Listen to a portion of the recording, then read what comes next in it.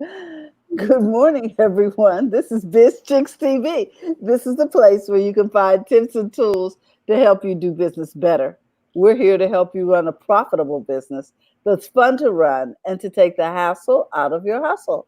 And today is Friday. So we're talking tech and English with the Tech Divas.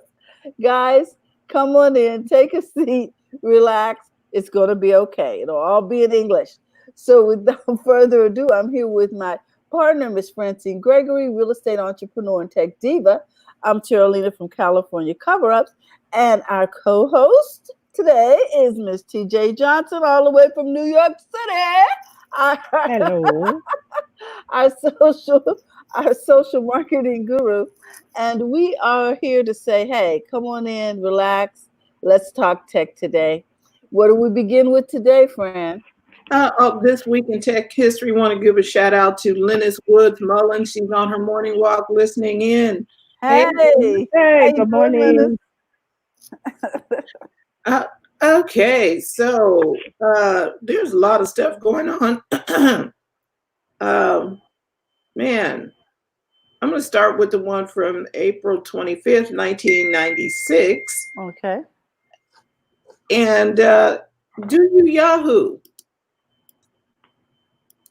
96 does not seem that far away, but Nope. Yahoo begins advertising its web-based search service on national television, featuring Mhm. the tagline, "Do you Yahoo?"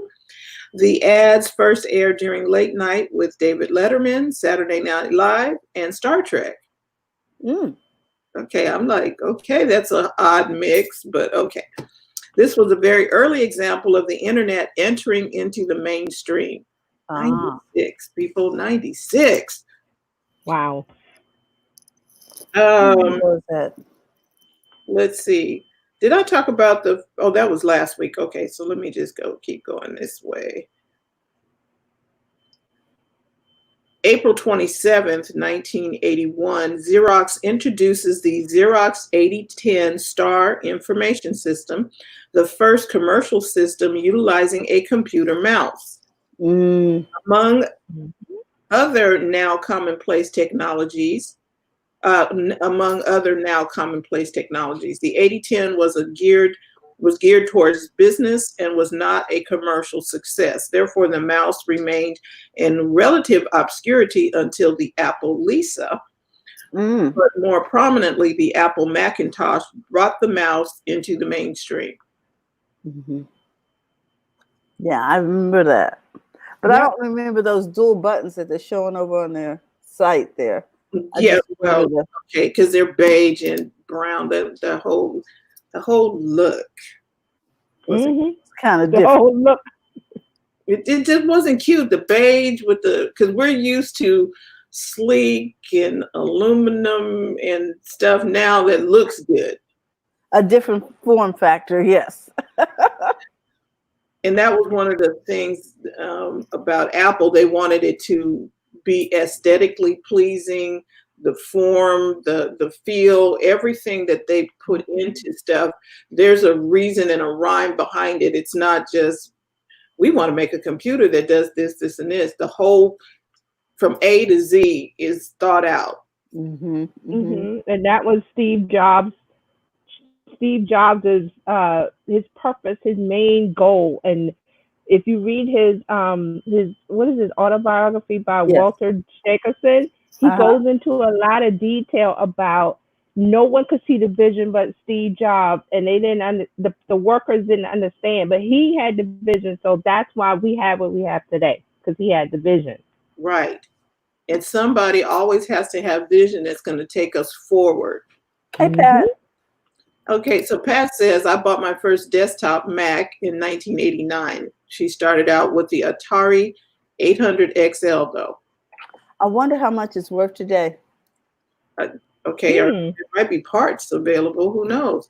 Um, No, there just are for some people who are collectors, still Pat. trying to use stuff for back. Okay. And okay, so let's stop here and put a thought into that. We wouldn't expect to continue to try using the first desktop Mac from 1989 and expect it to work right now. Right. Hmm. Hmm. But there are people who expect their Mac or their Windows from 2002 to still work. Well, I can still use it. Yeah. Well, Upgrade, people. Okay, Upgrade. that's like, listen. Here's an analogy. That's like using the first Ford car made okay. in 1910, whenever it was, Uh-huh. versus the 2020 car that you could buy. That's like going, oh, I want that first Ford Model T that Ford built. I want to keep that. Well, everybody else is running around in the latest 2000 and up car. So now you're trying to make it have air conditioning, heaters, windshield wipers, defoggers. So you're trying to add all this stuff Well, onto a 1910 car. It's the same idea, principle, that I bought this in 1910 and I'm going to hold on to it It's till the still wheels falls good. off. Now, that brings me to why there's a new phone every year. And I hear that a question about why is there a new Apple phone every Yes. year? Because the equipment, the processor, the microchip, it's been a year. Things evolved with technology over a year. That's why there's a new phone. And when you get the new phone, it's faster than the old phone that you had, like in Mm-hmm. responsiveness, the camera, and all of that. That's why you get the new phone. Nobody said that you have to buy the new phone. You can use last year's phone. Heck, you can use the phone from the Apple 8, the 7, and the 8 and on. You don't have to get the new phone. Exactly. There's a difference in performance. That's why. right. And if you are someone who needs fast performance, long battery life, Yes, you know, camera. the camera being better, okay, because I bought iPad Pro, right? Mm-hmm. Yeah. Okay, well then in a couple of months they came out with the other iPad Pro with the 3 cameras. Yes. Am I going back to buy it? No. Mm. Why? Because I got 3 cameras on the phone. Okay. And I'm cool with doing the phone with 3 cameras. I don't understand. Okay. I don't pick up my iPad and take pictures. Well, Nope. I just don't. I was like, okay, I have the It's capability. awkward. It's very It's awkward. So I'm like, yeah, I don't need 3 cameras. The iPad is really to be like a replacement laptop. That's why the newest one has that stand. It's really to mimic the iMac in a uh-huh. smaller, condensed. Ah, This is for the person who wants to use their iPad on the desktop, but they want to pick it up and go with it. Right. Whereas the first iPads, you had to buy that kind of cover, because I have one for mine. I have one for mine that tilts it and it has a built-in keyboard, but I had to buy that. So because people want the iPad to be portable, but they want to use it, and this is for like writers and stuff, they want to use it to type, but they also want to go with it. That's Right. why the iPad has a new stand. And I'm finding that I'm using my Pro more and more to do just that. I'm like, Yeah. I'm looking to be able to type and snap it up and go. And not but also use it as in a mobile function, right. but on a bigger scale than a phone. Right. But it's not the replacement for the phone. No, it's not. You can get your calls on it. You can also messages, get messages on it, email, and all of that. So everything is compressed. Everything's accessible. Right. Yeah. And it's not as small as the phone. You can see what you're doing. Mm-hmm. Right. Right. But that's why Apple makes a phone, and they make an iPad, and they make a MacBook Air, and they make a MacBook Pro, and they make a MacBook, and they make a this, and they make for different functions that people, the way they want to work. Right. That's why. But they all work together. That's the selling point. Right. I'm telling you, when I'm on my Windows laptop now, and I'm like, I keep my MacBook Air because I don't want to get rid of it, because I like the fact that I can do something on it and copy it to my other stuff. But when I'm on my Windows machine like this, I'm like, oh, my hands are tired. I can't copy to my phone. I can't copy to this. I can't. I can't airdrop. I They can't do don't any of that. talk to each other. Right. Mhm. So I'm just stuck with this, which okay, Windows is great, and we don't put Windows down here. It's just that when you get into the Apple ecosystem and you buy more than one item, they all like shoot wirelessly seamlessly work together, and you don't have to put the effort in of how do I copy this over to that? How do I get a picture from my phone to this? There's no thought process with that with the Apple. You just do the Mhm. share, do the AirDrop. Right. Wow. Yeah. Ah, And some people would say, why do you want that? Well, until you've experienced it, you don't know you need it until you experience it. That's how I very, put it. It's very. like the Apple Watch. I didn't know why I needed a watch until I got the watch. I was like, I don't Oh, need okay. that. Oh, wait a I don't minute. need that. And I Because put But when that you, third I'm, generation. yeah, I'm saying the same thing. yeah, Do I really need a watch? I want a watch. But now that you okay. said that, But maybe I do want a remember, watch. But remember when I got mine and I talked about the health benefits of it, like the Yes. heartbeat when I'm exercising, it tells me my heart rate, it tells me how many miles I walk, it tells me all of those things. It reminds me to move. It reminds me that I didn't Mm. finish my exercise ring for today. I can make calls on it. If I have when I go shopping and I have my phone in my pocket or my purse and my hands are full, I can look at my watch and see who's messaging me or calling me or whatever. And if you have the AirPods, you can talk with your watch. You don't have to pull out your phone. Oh, that's a winner. Right. Yeah. Now, can I pay Hey, with my can I pay with my Yes. Yeah. I've okay, done that that. would be I good won. too. I pay with my phone. I go when I used to pick up my daughter after school, and we would pass the Dunkin' Donuts. She wanted a donut. Well, I don't. I could pull out my wallet. I could pull out my phone, but it's right here. So I just go bloop and On tap your it, and we watch. go on my Okay. watch. See now Yeah, that Apple Pay. I could get with that kind of convenience. Yeah. yeah. So Especially now. until you get it, you don't get it until you get it. Because it's Yeah. like, why do I need an Apple Watch? Well, convenience, like Tara Lita just said, convenience. And then that way you're not buying several different devices. Okay, I need a Fitbit. Okay, I need a watch. Yeah, Okay, I need yeah. this and I needed that. It's all in one. It's all in one, and you don't see it until you get it. And again, with the Apple Watch, you don't have to get the latest, newest watch. You can get the 3 and still get the benefits from the 5. That Oh, it's the okay. same, the operating system. I still have the one. She's got the one. See, and it works. It does the It works. messages, does phone calls. You get it's a Fitbit, it's a note taker, it's a weather. You get to this, you get to that. I All just under it. I can't dive in the water with it. Just gonna Hey, say Brenda. Right, I'm not gonna be right, able to swim in it, but it can't do the other things that TJ was talking about. And right. It's just okay, right, but it still works the same. It still works the same. yeah. Yeah. Okay, my last little story here, 2 stories. April 30th, 1993, at the urging of Tim Berners-Lee, the creator of the World Wide Web Protocol, the directors of CERN released the source code of the World Wide Web into the public domain, making it freely available to anyone without licensing fees. The decision to make the World Wide Web software and protocols freely available is considered by some as possibly the single most important moment in the history Mhm. of the internet. In fact, some historians mark this as the birth of the web. Wow. Yep. They Wow. didn't Yep. they didn't have to get paid for this.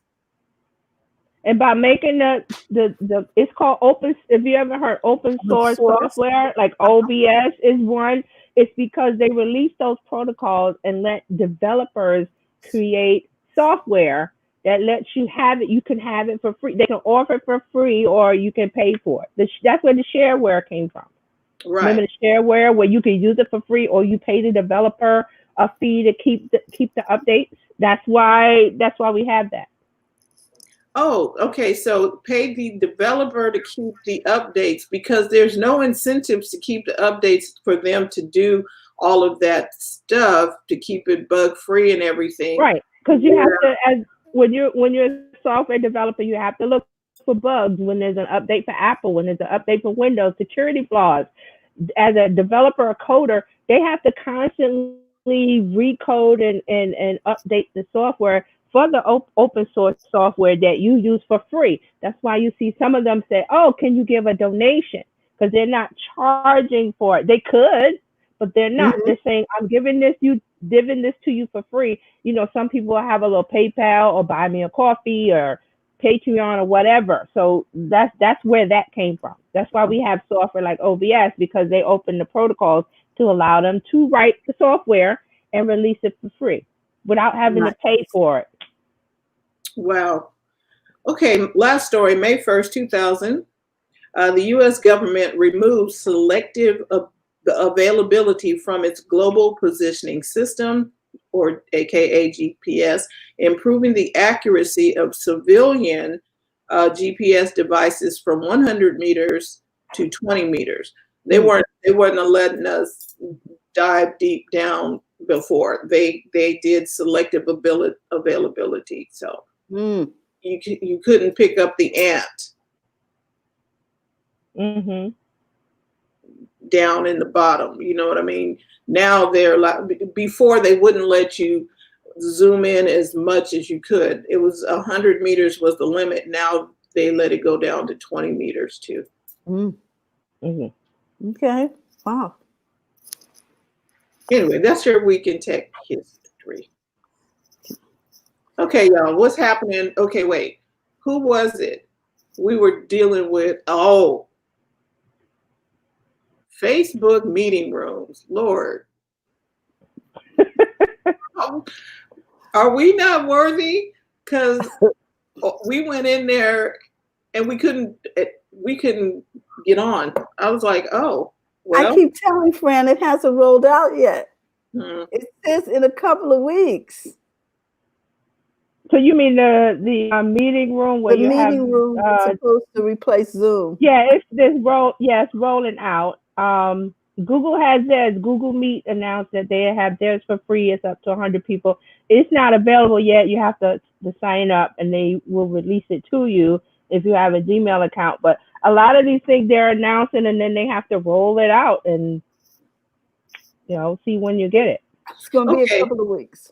so here's an alternative to the Facebook Meet. We can't talk a whole lot about it because we can't get in it yet. Meeting rooms or messenger, Mm-hmm.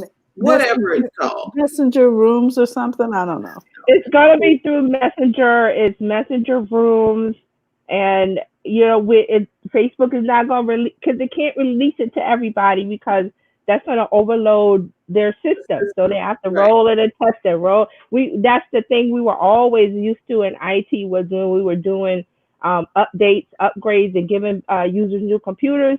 We did this group first, and we would plan it. So you can't give it to everybody at the same time because one, overwhelm, and two, they have to test it and make sure, especially because this is the using video. So Yes. So Bruna says, I Yeah. thought those Facebook chat rooms are through WhatsApp.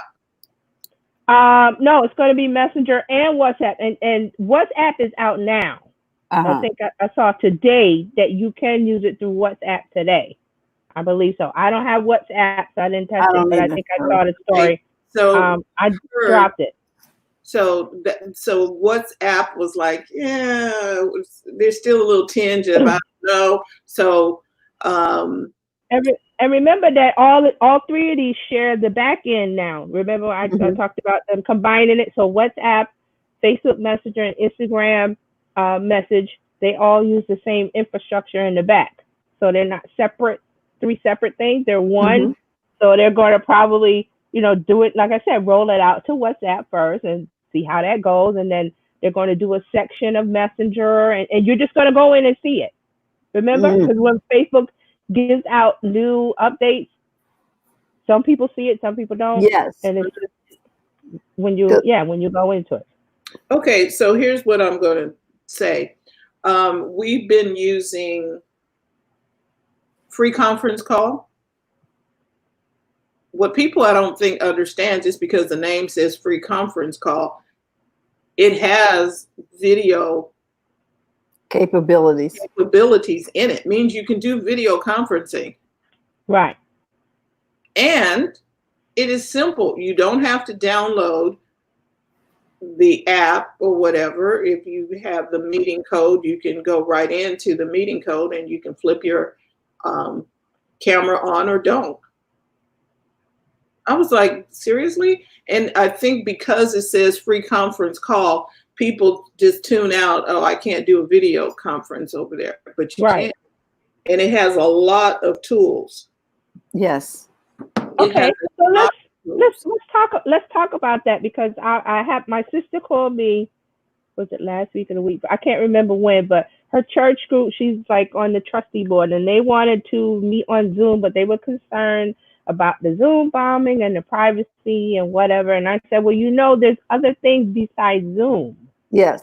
And I even told her, I said, your group, you really need to be on Slack, which is team messaging software where you can share emails and documents and have video calls within the closed Slack. That way your privacy issues are alleviated. Right. You won't get the Zoom bombing. You can still meet. You can share stuff. Because I hate email. Just I can't tell you how much I hate email.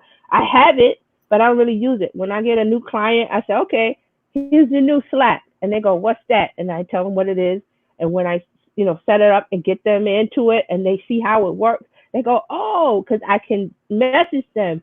I can do everything without sending an email. Because I said, I have another client. I said, when you send me an email, you must send me a Facebook Messenger notice, because I'm not going to see it. I'm not a checker of email every day. Thank you. So she sent me a task Monday, something on Monday, and in the morning, and then she messaged me at like 6 p.m. and like, oh, when is it going to be done? I was like, what's going to be done? I said, I told you, send me a message. I have my phone. It pops up. My email, I will go in if I have to and look for something. But I prefer using team software that has video capabilities. Another one besides Slack is Microsoft Teams. That's really coming up. If you've seen the commercials for it. Right. That's another one where as a team, you meet, you message each other, you talk, you chat, you send documents to each other, and you video chat, and it's free. And it's storage and everything. So you have more than one option besides Zoom. You have free conference call, you have Slack, you have Microsoft Teams. There's other things. So I don't know why people want to, gravitate towards Zoom is the only thing in town. Well, and then the other things,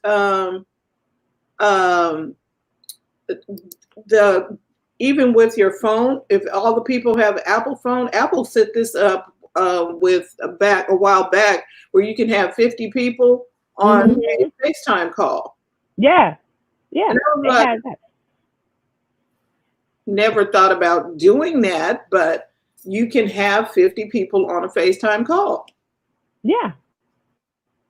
So I don't know why Zoom is the only game. It's not. So look at the other options, freeconferencecall.com. And Fran is saying it's easy. Very easy to use. And easy to set up. If you need one for your business, because you can have meetings and like Brenna put a comment over here about about Zoom that Zoom no longer has a time limit, but that Zoom no longer has a time limit for the free option. Right. But that's only while this situation is going on. Yeah, they're gonna go back to what was the 45-minute limit with 40 only minutes, I think. 40 minutes, 2 people only. Yeah, if you need more than 2, then you have to go to the paid option. Right, but with free conference call, you can have 1,000 people at a time in the room. You can video. You can do video conferencing. You can, if the person doesn't want to be seen, they can just be on the phone part and watch and listen. They don't have to be on camera, so to speak. You can still do screen share. You can record it. You can broadcast to it. Say, for instance, you just want somebody to hear something that was recorded earlier. You can hit the broadcast button and play. I was like, wait, and I didn't pay attention to it just because it said free conference call. I didn't pay Right. attention to the video side of things Right. until Zoom started getting. Blowing up. Zoom started blowing Yeah. up. All right, Dr. Tati, good Hey, morning. How good you doing? morning. Oh, I'm here. Looking bright and chipper on this Friday. She's looking You so look bright and gorgeous. chipper. No. Oh, Oh, yeah. thank you. Thank you. No, Mhm. that's what happens when, look, when in this age of video meetings, Mm-hmm. I'm not going to get on in pajamas. If I don't do that for Media School, why would I do that for, or I don't do that for this, why would I get on in pajamas? Right. We appreciate you. Thank you. Especially Great. since we don't get to That's a see good the thing. Oscars. We're missing the whole red carpet thing. So we appreciate you, girl. Yeah. Oh, Yeah. thank you. You said red carpet Oscars. Thank you. And your name Oh. all in the same sentence. Thank you, Dr. Tati. You did. Thank you. Mhm. Listen, there's one thing I want to mention since we were talking about Facebook Uh-huh. Facebook room and the lives. Facebook is adding an option to charge for live streams on your page that you can Oh, charge yes. people. Oh, yeah. Yeah, I'm still not giving them people money. They, Nope. they haven't worked out all of that. Well, And I I'm mean, Dr. Pachi. you Uh, might want to Right. pay your trainer or somebody who's giving, you know what I mean? Well, I can see how you could do that, but then there's Cash App. There's some Use other Cash App. Give them your because see what I'm. There's a couple of people that we work that are pastors and we work with. So I think when they put up the page where you can give a donation, Facebook is taking a portion of that. Yep. Yes, they are. And I was like, whoa, even though they may have a pay system that's outside of Facebook, I was like, okay. I understand that, Facebook wants to get paid for some stuff, but and I think Erica Badu set that trend about getting paid for the live videos. Going around the third party pay. Right. Absolutely. Makes Absolutely. sense. Okay. So I would, with that in mind, I think that if a person is using the, you're doing your live or what have you, you can do it to YouTube or something. You can still get paid. You just put your cash tag on there and let people pay you. But That's right. That's right. Like Erica Badu says, she wants the full dollar, not the well, the 30 thing cents. is here, ladies, that a lot of people are actually donating their stimulus check. So now I want y'all to know my Cash App is. Let me make a sign since folks want to donate stimuli. Yeah, look, just right over there on Cash App. It is Exactly. Yeah. $Terralina. No problem. Thank you. Send your stimuli this way. Exactly. I'm taking donations. Brenda says, with my special needs parents groups, we are sometimes 6 visiting for free. So she uses Zoom. Okay. And Yes. and then she says, yes, you charge to have them watch you and your content that you offer. You charge your followers or customers. Okay, see, and this goes back to what TJ has been saying. You need to have something worth watching. Oh, There yeah. you go. Can I give a round of applause for that? Yeah. Because let me tell you, if somebody decides I'm going to charge to watch my live stream on Facebook and then you pay whatever amount and the person comes in there and it's a bunch of junk or something that you regurgitated from somebody else, Yes. watch what happens to the backlash when you try that. Like, you're going to get blasted everywhere. So you can't do that. You can't charge and say, well, okay, I got this information came from so-and-so, or I'm like, I read that already on Google. Why are you charging me? You got to charge for something that's unique and something, your critique, your opinion. Although some people don't want to read it for themselves. They want you to read it and feed it to them. So those people will pay. I'm just saying, if I'm going to pay, it needs to be well thought out. Yeah. Well done. That's why they do webinars. That's why they do webinars. The webinar is they give you it's a set presentation of a little bit of information about what to do and what you get when you sign up Mhm. for the Mhm. thing. Mhm. And that is free. Yes, that should be free. But to charge for the webinar, some people do charge for the webinars, but I think the best way to get people into your thing, your membership, whatever you want, your online course or whatever it is, to say, here's a little taste of it. And after, come and join me in the real thing, and you have to Mhm. pay for that. But Mhm. not on your Facebook page. No, and I think that you're paying for the experience with all of these things. It's the information, but like you said, for the crafty person that is willing to go and seek that out themselves, it's not going to be worth anything unless there's an experience that goes with it. But then again, to your point, there are people who don't want. Look, I'm not looking up anything. I don't want to be I don't want to critically do the thinking. I don't research. want to do the work or the research. So yes, I want you to feed it to me. So you've got those two ends where that can work. But even for the people who don't want to do it, the reason it has to be edutainment or Yes, yes. Well, infotainment. let me ask you this. What do you think of this, ladies? Now, all the classrooms have gone online, K through 12. What about people who want to stay for after school care, tutoring, etc.? What do you think about people paying for that? That damn straight. Because if you see, people have milked the public school system for a while, and I don't want to say milk, but in terms of like the teachers, they don't really get paid for these things. Very few get paid, and if it is, it's a stipend of negligible amount that amounts to Because they have Starbucks soldiers coffee. paying back their school loans. Yeah. Exactly. And so there you're like, oh, you're supposed, and this is what I don't like about education. I like that education is there to serve, but I don't like that they're there to turn you into slaves sometimes. Oh, for the children, oh, for the good of the field, oh, for no, damn it, pay No, me. no, no. I That's can't eat it. off of good of the field. That's it. Thank you. Thank you. And that goes Or the with children does not business. pay me. Yeah, yeah. You get that in business. It's like, okay, you get the exposure. Artists get it. Creative people get it. Oh, you'll get the exposure. I can't eat exposure. I can't take exposure to the bank. I can't take life Exactly. to the bank. I And And can't at a maybe we certain should, point, go with at a to the certain, bank. go maybe ahead. we should call Go it ahead, go something ahead, go ahead. different. Maybe we should call it send the teacher an apple. So then you can send a $1 apple, a $5 apple, a $10, because for some reason it sounds different than, pay the teacher.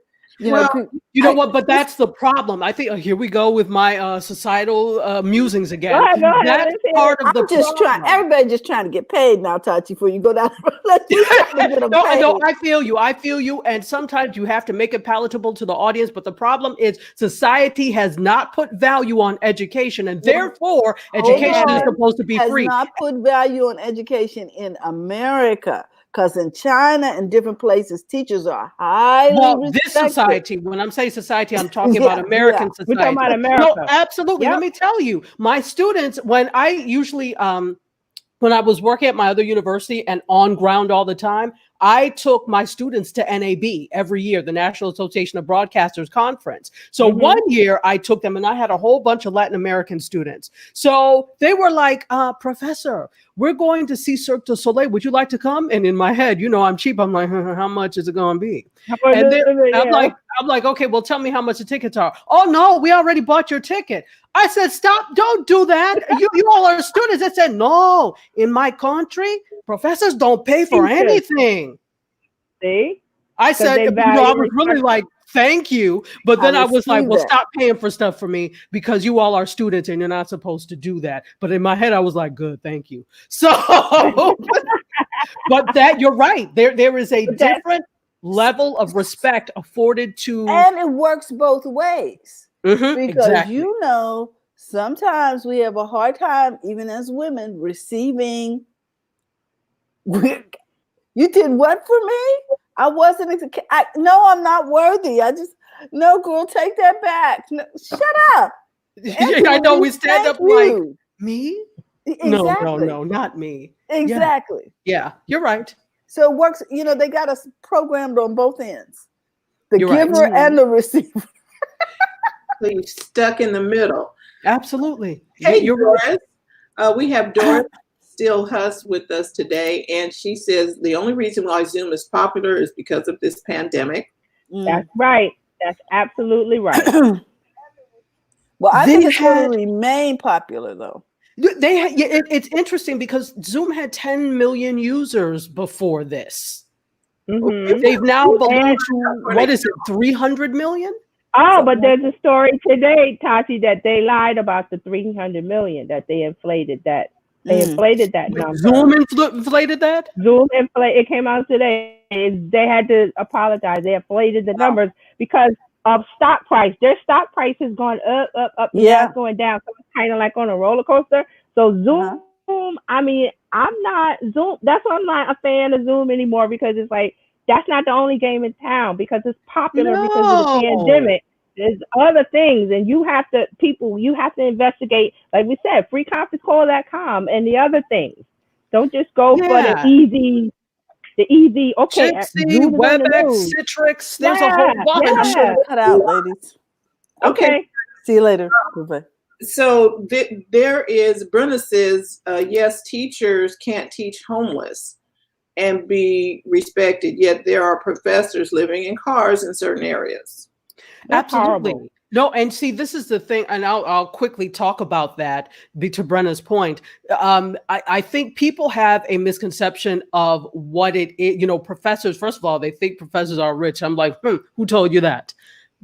Second of all, they think that, and it depends on what institution you teach at and what kind of institution, how much money you're making. But if we look at Right. the education field now of higher ed, an overwhelming majority of classes are not taught by full-time faculty because there are very few full-time faculty positions. They're taught by adjuncts. So a lot of adjuncts are going from university to university, teaching all these classes for not very much per class. And so in order to make, enough, you have to teach enough classes, and you're probably teaching at different universities. Then on top of that, you are an at-will employee. So if they don't need you that semester, oh, well, there are no classes, or we didn't have any registers, sorry. So you don't get paid. Wow. So there are a lot of people in that boat. So you've just gotten your PhD, because you can also adjunct with a master's. You just spent all this money for it. Or you do the PhD and then you want a full-time position, but there are none available because, again, there are not enough positions for everybody who is now going to do a doctorate. So what are you going to do? If you want to stay in that field, you adjunct, and then you keep applying for things. But it's really an impoverishment of people because you've spent all this money and now you have student loans to pay back. If you were smart, you went ahead and got an assistantship so you didn't have to do that. But because they sell you on this dream of what you can do with these advanced degrees, you go ahead and spend the money thinking you're going to make it back, and then there is nothing there to help you pay back these loans. That's why you end up living in your car and stuff. Right. I have a question about that, Tati. Are you allowed, say for instance, you want to do a side hustle of, okay, I have, all of this advanced degree and information and knowledge about this subject.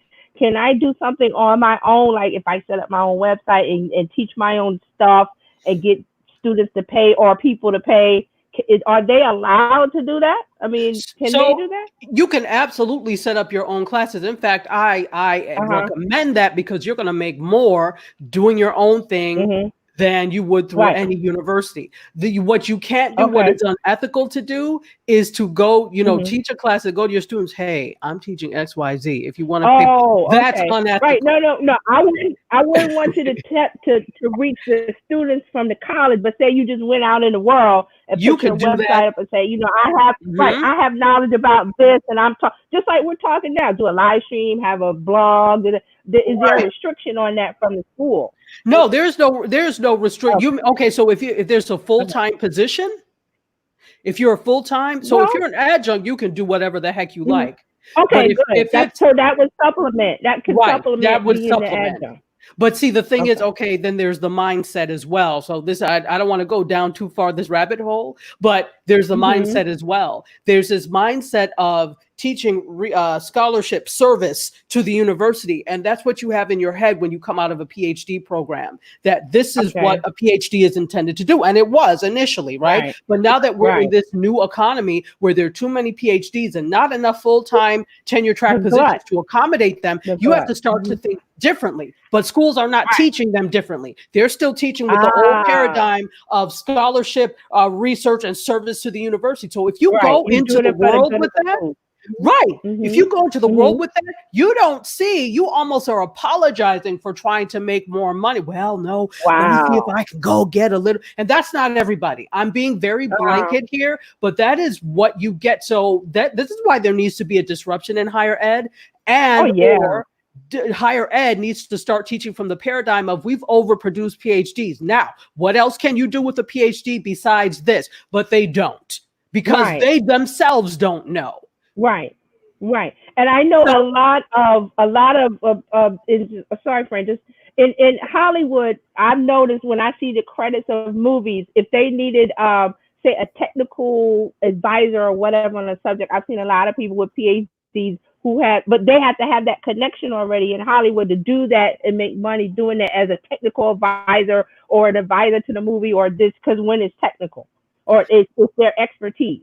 Well, see, so that's an area. If that's something that you've already done, you advise on movie sets and you do these types of things, start classes that teaches other TV show, exactly. Movies, TV shows, just in the industry, start classes that show professors how to do this, how to start to monetize on this knowledge that you paid nearly $250,000 for. But you said, but then on the other side is the attitude, like you said earlier, about they don't want to do that. So they got to overcome that attitude first. There are a lot that don't want to do it. Why do you think, it's such a point of contention for me, and this is why I go to the professional conferences where people are practitioners as opposed to just the theory conferences. There's nothing there for me, because I'm also a practitioner, but then you have to look at it bigger. Students don't give a damn about all of this. Most of them are not trying to be professors. What they're trying to do is be news anchors, reporters, camera people. They're trying to actually work in the industry. So you, with all your wonderful book learning and knowledge, that's great, because we need that in the field as well.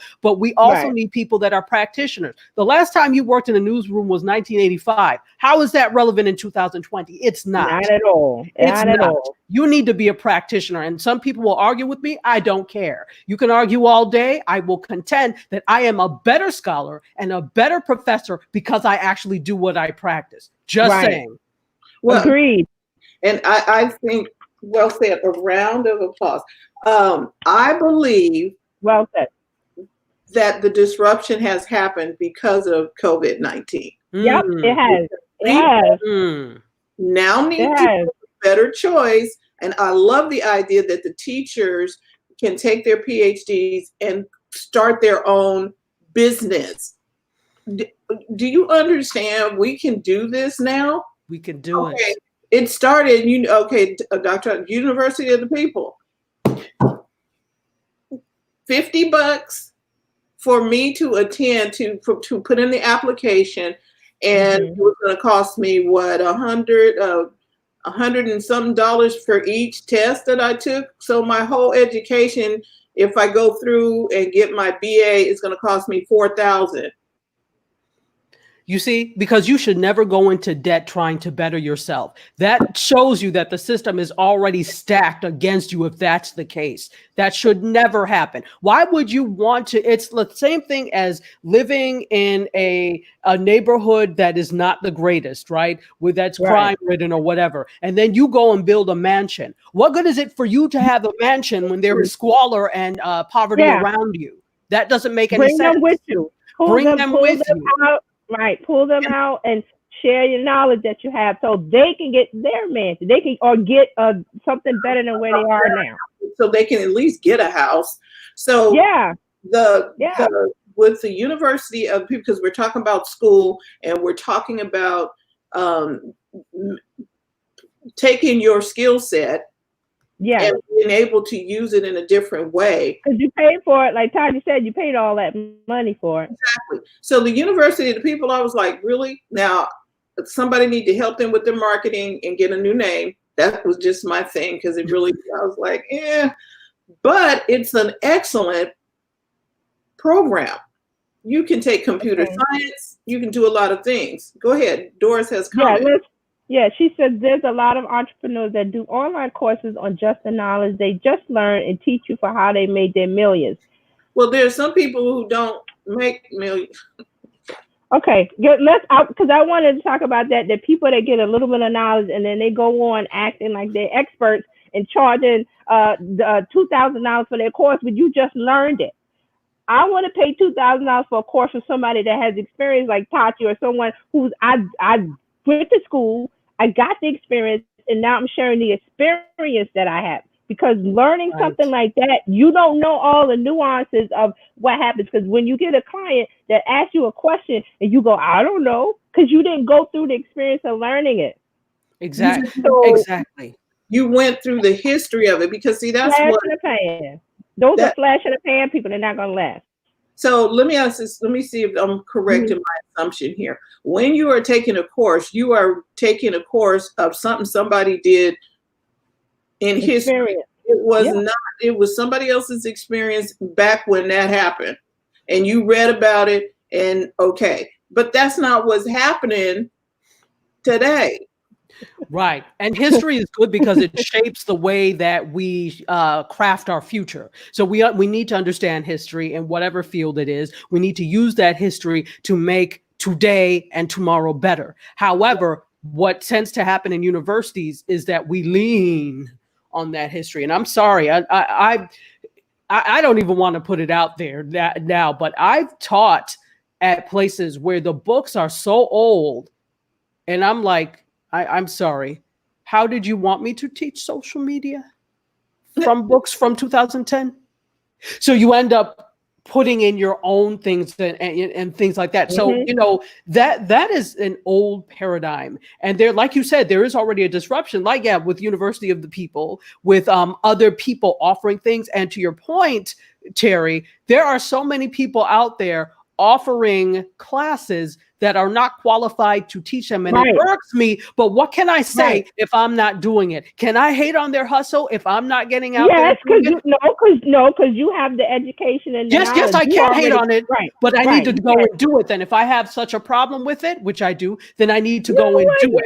Yeah, I agree with that point. I agree with that you can do it, you should do it, but you have the already have the structure and the knowledge of going through that process and learning and going, I'm a professor and I know this, that, and that. So you can speak on it with authority. Nobody's going to challenge your authority, but these people that are doing this, that learn a course, and like Natalie, I wanted to show to Natalie, she says she used to drag so many people on Periscope for grifting and selling courses because they go and they learn a course and they go, well, I'm an expert in this and that. No, you took a course and you decided to take that knowledge from somebody else and make a course and then grift and get people to buy your course when you're not knowledgeable. It's also about integrity. Absolutely. It's also about integrity because so when I was at my the other university that I taught at, I was in the midst of taking a 2-year screenwriting course. And so from Writers Boot Camp in LA. So I was in the midst of doing that because I'm like, I really want to amp up my skills. And so I had mentioned that to our division director. The head of the English department came to me and said, hey, I hear you're taking a screenwriting course. We are offering screenwriting would you like to teach? I said, stop right there. I am taking a screenwriting course. That does not make me an expert in screenwriting. So no, I will not teach it. You need to get somebody who actually has done this on a regular basis for a long time and have them do it. Don't fool the students like that. At least a year or two. I'm in the middle of my program. So that's I don't like being a chapter ahead of my students. I like to know. So no, that's not for me. Ask somebody else. And there's a comment here. Many folks are going overseas to get an advanced degree for pennies and getting much better. And I agree with that. But like with the University of the People, you don't need to leave your living room. I don't need to be anywhere. Let's talk about this. Right, because like Fran said, you don't need to leave your living room. I want you to look at what's happening with the pandemic. Now, we're not going to know 100% what's ahead, but I'm telling you this, the pipeline has been broken. People are getting movies in their houses. People are Zooming and meeting online. Now, when this is over and we can go out and breathe, safely and feel good about it, some people will go back to the way it was, but a whole majority have gotten used to having things piped into their house and they're used to it. So this disruption has happened. So you need to use your attitude and think differently. How can I take this the way I used to do it before, and now I can reach so many more people in their homes because they're used to it. It's convenience. I got to figure out how to change my mindset and get to those people the way they want it. Yeah. Sadly, I think, though, that there are many companies who are not thinking differently. They're thinking that this is just the interim and it's going to go back to business as usual. They can't wait. These are the same people that are fighting on the stairs of the Capitol to get back to open up, open. These are the same idiots carrying signs to open up because they're not thinking forward. They are not thinking tomorrow. They're only thinking today. And so all of this has not. Yes. What have I lost? This has not changed them at all. I'm sorry to say. Really, somebody who is forward thinking should be using this experience as how can we future proof ourselves? How can we now set this up? What they're thinking, this is just temporary. It is not temporary because guess what? We have gotten a taste of home and we like it. Yes. We don't want to go back. We don't want to go back to the commute. We don't want to go back to the long hours of nonsense. Because think about it. When you're in the office, people can tell the truth. How much work do you actually do, and how much do you actually do? Talking with your coworkers, moving and looking at something else on your computer. Tell the truth. Around your cubicle. Hey, man, did you watch that movie last night? And you're not getting any work. There's something to be said about it being a social experience too. I do understand that. I do understand that people kind of miss the interaction with those things, but there are other ways you can get the interaction. Let's be honest. Work was never intended to be the your sole way that you make interaction. We spend entirely, in my opinion, too much time at work. Why are we at work 8 hours for things that could be done in 4 or 6? That's about to change. Because corporations have gotten a taste of, the expense of having employees in a location, that was a big expense. Everybody's working from home now, and they're seeing that it works out because there were people talking before about, we would save so much money in the company if this amount of people work from home. The powers that be, the guys in charge was like, no, everybody has to come in the office. So now with this pandemic, we're forced to stay. Some are forced to work from home, and corporations are seeing how much their bottom line is. They can save on this, and they can save on the commute, and they can save on that. A lot of companies are going to rethink this work from home, and there'll be more employees working from home. It's going to happen. My client, she just purchased a house, and she was concerned about the commute, and there's so much traffic, and this happened. She was like, they had her work from home. She's like, I'm in to work at home. She said, loves it, right? More work done. And she said, I can stay at home. I'm getting a lot more work done than if I showed up at the office and then you spend an hour on the freeway trying to get to the office and in traffic and you're stressed out when you get there. All of that goes away. Yep. And see, the infrastructure supports it now. I don't think it really could do it maybe 5-10 years ago, but now because of the live streaming and the Zoom, I hate to say Zoom, but I'm just going to use that as the example. Video conferencing, there's tools to work from home, team collaboration, all of those things where you don't have to be in the office. They're having virtual conferences online now where they had, they were doing it in person, like Inbound and social media marketing world and all that. They figured out we can do that online, and all because of what's happening that we got to stay shelter in place. And now people have shifted their mind. Some, not all, some have shifted their mindset to let's do it online. Let's do it virtual. It saves money. It's a better deal.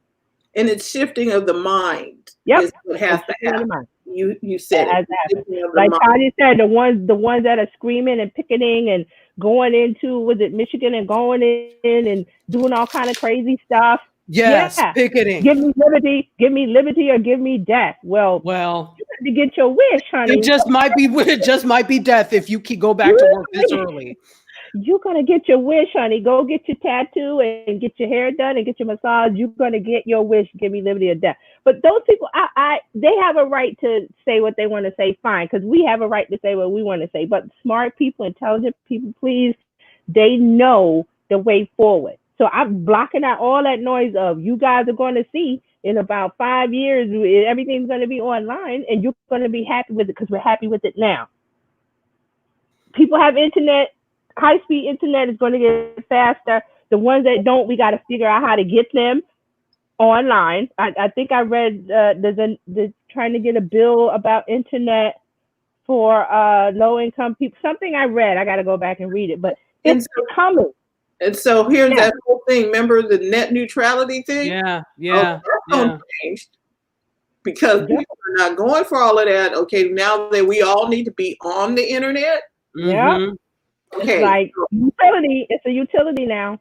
Well, see, and that was the short-sightedness of this whole net neutrality nonsense. Ajit Pai and his cronies in the FCC were not forward-thinking, and the government is often not forward-thinking. They are reactive as opposed to being proactive, and so this is why they're in the mess they are in now. Because they're behind. The government is 5-10 years behind anything, any private industry. That's what's going on with Google and Facebook and all of that. You think your government is up to speed on technology? They're not. That's why we had the net neutrality thing, and that's why the previous administration did everything they could to help society get to that point, because there were rules in place with the previous administration, Obama, that he saw all of this happening. And it's like, okay, the infrastructure has to be ready for it. This administration came in and changed all of that. And now we're in the boat we are. Some people are. Well, they're not futurists. I think, but you know, anybody who scoffs at science, who scoffs at facts, who are not futurists, you're going to find yourself in this. They're robbers. They're robbers. I'm going to call it what it is. They're robbing. They're robbing. Yeah, most of the government is using computers. Thank you, Doris. Don't remind us. I was like, they're using BlackBerry on the phone. So, yes. We have got to step forward. We got to do better. And the only way this has forced everybody to do better. You can go kicking and screaming and stay where you are, or you can go like, you know what? I need to do something differently now. And I kind of knew, and that's why I talk about it a lot. I kind of knew something like, not this pandemic, but I was like, we all have to get to that point, but I didn't know it was going to be the shutdown thing with the world shut down. And it's like, okay, everything's reset. Now we can relay this and we can set that up while the world is on pause. So it's happening. It's going to happen. It's going to happen. We are going forward with it. Whether the ones that they want to live in the past, go back to 2019, live there, be happy. We're going forward with what we got now, and things are going to be digital more evident before. I want to just say, now we've been on StreamYard, and okay, how many times have we pivoted from video being online? Can't count. Okay, so many times. Ran out of fingers. We got to do it. Gary Vee just got on StreamYard. Yep. Got to StreamYard. All of these other big name people are just getting to StreamYard. We're like, oh, look, you see why I'm like hashtag side eye and a little bit salty, because those of us who have been doing this and been in the game for the long haul, and we've actually done the work and the research for them. All they do is then just insert yourself here. You are here. They just plop themselves in after we've done all the work. Now, I'm not hating. I think it's great. I really want for people to use this as a way of life, because this is a way of life. But, you know, then everybody, what I don't like is that everybody, oh, such and such is on, or such and such is doing this. But been here. These chicks have been here. We've all been doing this. It's usually grassroots. So this movement started grassroots. We were all like after Meerkat. Okay, forget about even Meerkat in there. That's when it really became a quote mass medium. But we're talking about like Google Hangouts, and even before that, live stream and Ustream. Yeah. The technology was not perfect, but we Nope. were using them because we saw the promise in connecting live with audiences. Right. Nobody else cared. It was the grassroots of us. They saw the connectivity that they could reach an audience by doing something easy by live streaming. Yeah. Exactly. And then here comes Celebrity X or Notable Person Y. And I want you to be here, but don't act like this is new. It's not. We've been here.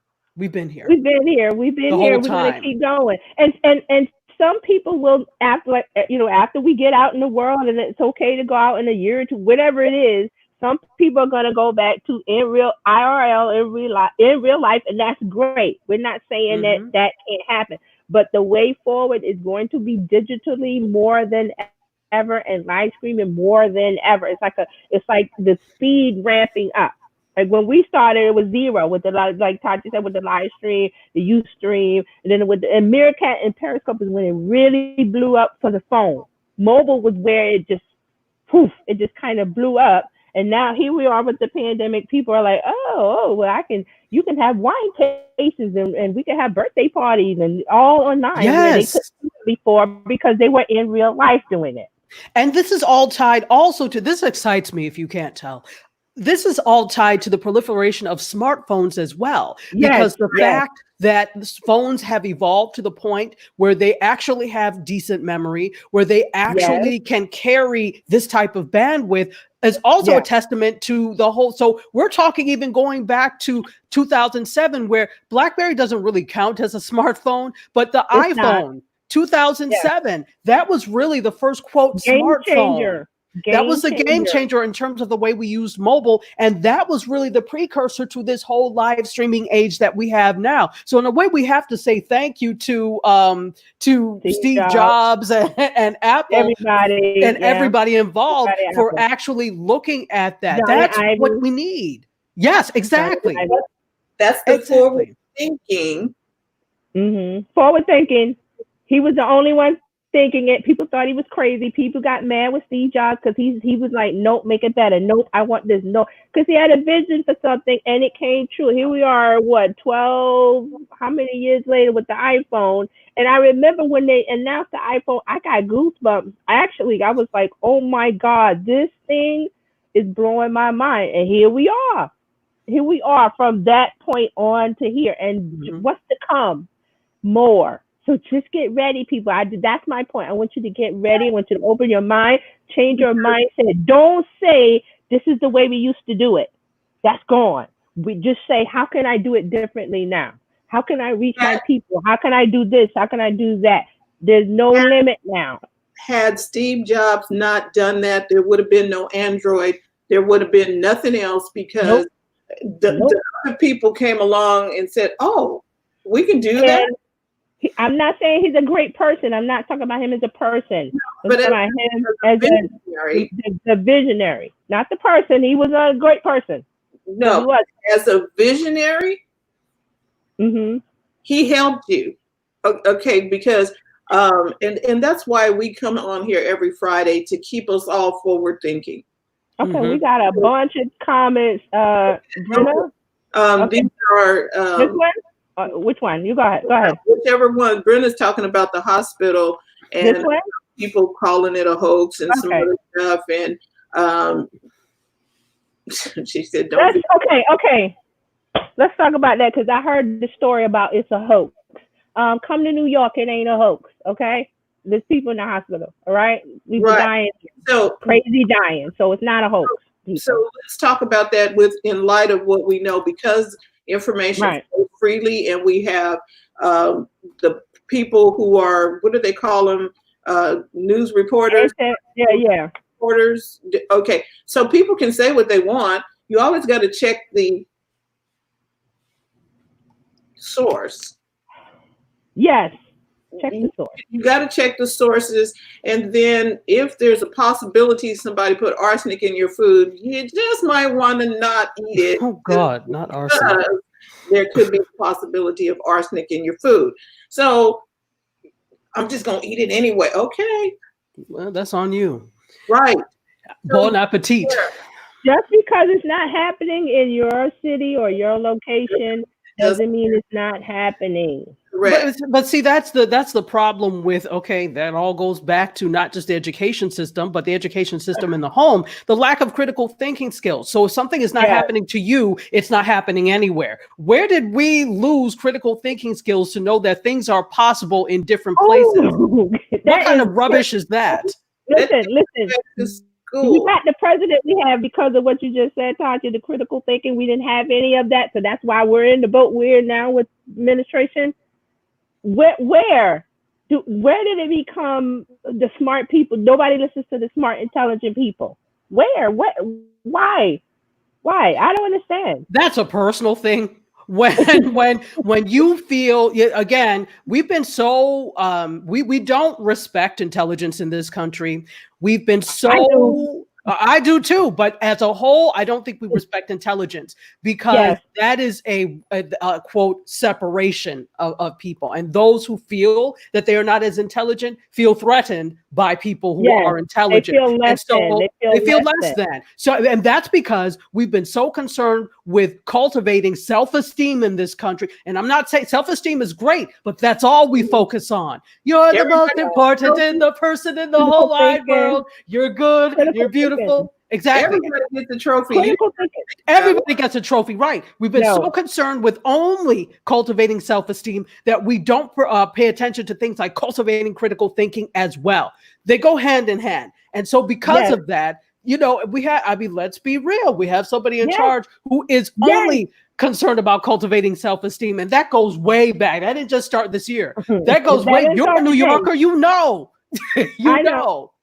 That didn't just start this year. New York has ragged on this guy 50 years or more. Since the days of, exactly. Since he was partying in studio, what is it? Studio 54. 54. Yes. Yep. And New York tried to tell everybody, like, don't vote for this guy. That's what we tried to tell you all. We tried to tell you all. Natalie said, I launched a concert live streaming startup almost 10 years ago, and we couldn't get a dime from Silicon. Music industry and labels crapped on us. They didn't get it.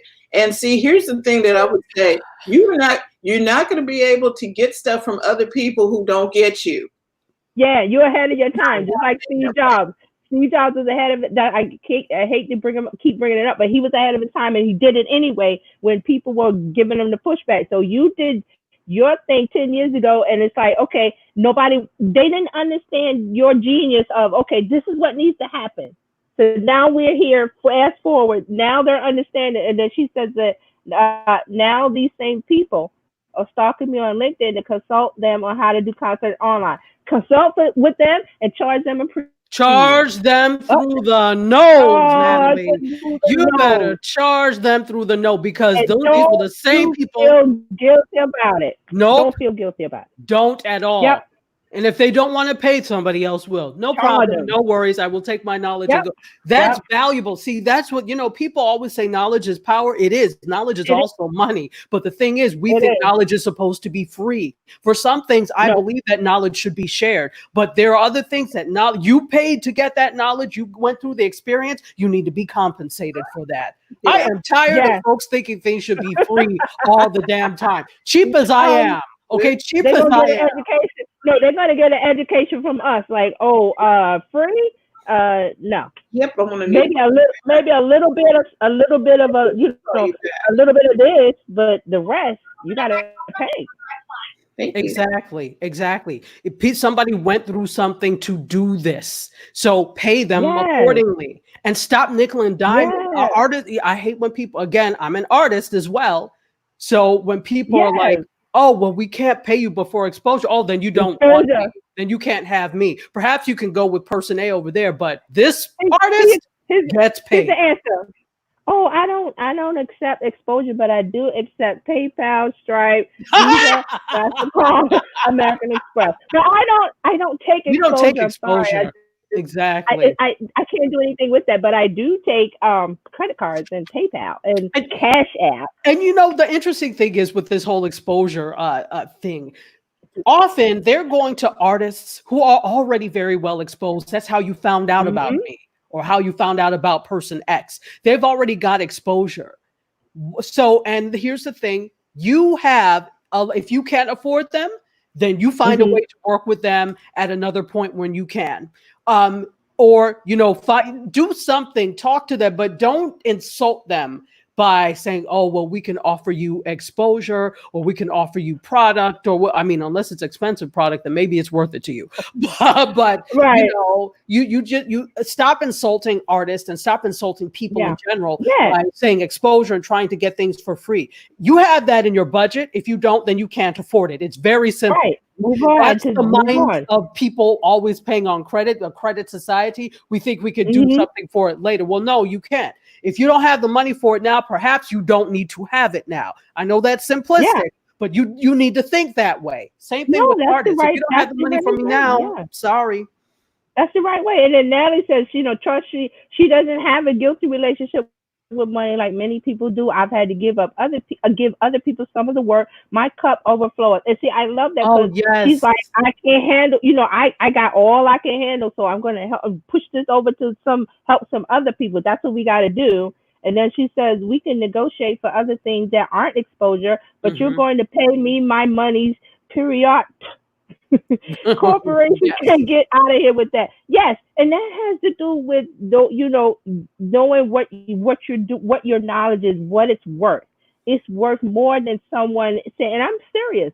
Do what I said. If somebody says exposure, well, I don't accept exposure. I accept credit cards and PayPal and Cash App, and don't say anything else. Just let the silence hang in the air. And let them respond however they want to respond with, oh, okay. Or, here's my credit card, or how much, but you put it out there. Don't let them say to you, oh, exposure. So, well, I don't accept exposure. And if you want to laugh or be serious, but I would say, I don't accept exposure. And I'll just, I'm going to use a response. Yeah. No, that's awesome. That's awesome. That's what you do. That's what you do. Because I think some people don't have the right response, because they're so flabbergasted or they don't know how to respond. The correct response is, well, I can't take exposure to the bank, or I don't accept exposure, but on my website, I do take credit card payments or PayPal or Stripe, whatever you have, whatever system you have for payment, say that's your system of payment. And then don't say anything. Don't keep, and don't apologize. Just say what it is and let them go forward with, okay, well, I'll have to go somewhere else, or okay, here's my credit card. Exactly. You're going to get that. Those are the two answers you're going to get. They're either going to go somewhere else, bye-bye, you don't need the headache, or two, they're going to pay you. Trust me. Because I had to go through this way back when I was like, okay, this is what it costs to work with a new client, getting a proposal, and I put the amount that it was going to cost, and I said, wait a minute, that's not enough. I upped it, and I sent it to them. And they were like, okay. And I was like, okay, let's get to work. So that's what you have to do. Don't sit back and say, well, okay, that's too much money to charge or whatever. Just put out the proposal, put the amount that it's going to cost. Be honest and truthful about it. Put a little bit more. Don't price gouge, but you don't know what they're going to do on the other end. They're either going to walk away and say, I can't afford that, or they're going to pay you. Those are the only two things that are going to come out. That's exactly. But don't think for them and their budget or their pocket. You say this is what I charge, and don't apologize. This is what I charge, and let them respond. You'll be surprised. Exactly, because they have a budget to do. If they have a budget to do these things, they're going to do it. They'll find the budget. If they want to work with you, they'll find it. And then Natalie says, I don't speak exposure. I don't either. And then Brenda says, I have exposure. Thank you. How did you find out about me? I created that. There you go. Think about it ahead of time, what your response will be. Practice it if you feel unsure about it, or if it gives you a feeling in the gut of, oh, I don't know, I can do that. Just listen. You believe in what you do. You believe in your experience, your trust, your background, like Dr. Tati has, or with the school and all. She has all of that experience. So she's not going to say, well, I'll do the work for free. No, she's going to say, okay, it costs X, Y, Z. period. You And know, you let them respond. and it's interesting because often these agencies, especially if it's like a government or city, city Mhm. government agency, they're trying to save money. But the reality is, if they have a program, they have money in their budget Mhm. for this type of thing. It's just that sometimes people want to say, "Oh, well, look how much I saved it," because they're part of the machine. So they're not they're trying to save money. So there was one time somebody approached me about speaking because they had seen I had done a social media workshop for Mhm. someone, and people raved about it, and somebody found out from a city government and wanted me to Mhm. come in and do Right. for for one of their programs. Now it was a big program, which means they were funded. Right.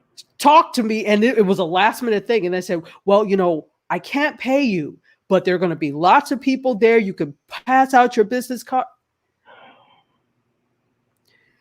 Sometimes you just have to think before, if you're one of these people that are hiring, look at who you're asking, look at their Yes. level of experience, and then before you open your mouth to say, I can't pay you, think about that, because that was like almost insulting. I'm like, what do you mean you can't pay me? You have a program and there is money there for Yes. that Yes. because you're training people. You have money in place to train people. You didn't account for the people to come in and speak or teach. How That dare you? see, and that reminds me of like when I was working at EPA, and we would have meetings, and my boss would say something and ask me to do something, but not ask somebody else. Well, it was just unfair, and I knew it, and everybody knew it. And when he would say it to me, I would say, "Well, that's not going to work for me." See? And my coworkers would laugh after the fact, after the meeting, like, "Terry, I can't believe you did that." I was like, "I'm serious. That's not going to work for me." So in that instance, you could say, "That's not going to work for me." Silence, and that puts them into the place, like you said, they have the money. They're trying to be cheap and not pay you and say, "Oh, you'll get exposure." That's not going to work for me.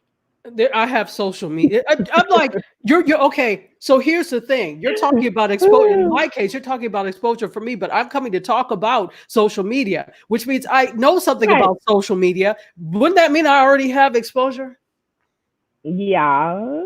via social Yes. media at the very least, and the fact that And you found me through and somebody I can else? go I can go to any networking event and pass out my card. I can Yeah, actually go live and get exposure. which we all do all the time. So So that's not going to work for me. I think we just have to think differently. And then just Oh, like yes. Natalie said, Yes. don't be ashamed or afraid to demand Yeah. what She says, you're tell worth. them. Tell them. There's nothing Exactly. wrong with it. If you've gone through the schooling and you've got the knowledge and you got the doctorate and you got the PhD and you got the knowledge and the experience and you know your worth, when people approach you like this, you can be nice, but that's just how I do. I'm like, that's not gonna work for me, or this is what I charge, and I just I go silent, and I'm like, I wait for them to figure out on their end, so they go, like on Shark Tank, what kind of deal are we going to give you? But that's for you guys to go over there and figure out where you're going to get the money from, the budget. You're going to get some money or the loan or what. But that's what I'm saying is that you, as the provider of the services, the experiences, don't try to figure out how they will pay for it. That's on them. Right, Okay. right, You right. don't figure that out. They You don't came figure to out how you. they don't try to figure out or help them. Now, if this you can if it's somebody you know or you're friendly with and you want to cut them a deal, family and friends discount, by all means do that. But don't do it so often to where you're undercutting your value, your prices. Always charge what you're Right. worth. And then And we did a then you're just whole going to be mad as you're doing the task yeah. because you're going to be really salty. We So, did a whole thing on pricing, I think last year on the Bishop's page. I gotta pull it yeah. up. We were Yeah. talking about pricing, remember? We need to Yeah. pull that up. So Yeah, that absolutely. really, that's how I think about it now. My way of doing it is kind of like, but you might want to put some sugar on it if you want to. But I'm like, that's not gonna work for me. And come back to me when you figured out the finances trying to fund your project. And Right. they go, okay, and I go, okay, and I go to the next person. See, this is the key. This like a bus. It's going to be another. You missed that bus, there'll be another one. You missed that bus, there'll be another one. Right. Don't panic. Right. Don't panic. No, because if you're Yeah. so busy holding on to those small little things, there's no room for anything else to come in. So sometimes you have to let that go for something else Let it go. bigger and better, and that's more fitting for you to come in. And exposure, I'm going to tell you the key to exposure, what we're doing now. Go on Instagram Live, is red hot now. Go on TikTok, is red hot. They're getting ready to put the shop item, the way you're going to be able to shop. Yeah, I don't know TikTok. if you guys had talked about that, but yeah, they're doing their No, I haven't talked about it. But that's your exposure. You don't need somebody to tell you you'll get paid in exposure. You got this. Pull it up and expose away. Get all the exposure you want. How? By keep you doing it. Oh, only one person watched me today. Do it tomorrow and get 5 people. Do it the next day. Everybody starts with one person. I remember very well. That's why I always remember my first viewer, because it was say one person who kept coming back. And then I'm like, okay, then it's 5, then it's 7, and then it just keeps growing. So absolutely. And if it doesn't grow, this is what you do. You take that first video and you chop it up into 30 seconds and put it everywhere on Twitter, on Facebook, keep posting. Okay? Exactly. They'll come. Trust. They will come. They will come. They will come. Okay, we got to wrap. We got to wrap it up. Yeah. So we thank everybody for watching today, and I hope you got some knowledge or insights or whatever from today. And this is Friday is the day we do the tech rack. We didn't really do any social media, but that's okay. We'll get to it next week. We'll get to it next. And like Carolina always says, always remember to go to the front of your own line, and we will see you all next week. Thank you. Bye. Come back on Monday. There'll be Carolina and Fran will be here on Monday. Okay? Bye. Have a good weekend, everybody. Bye.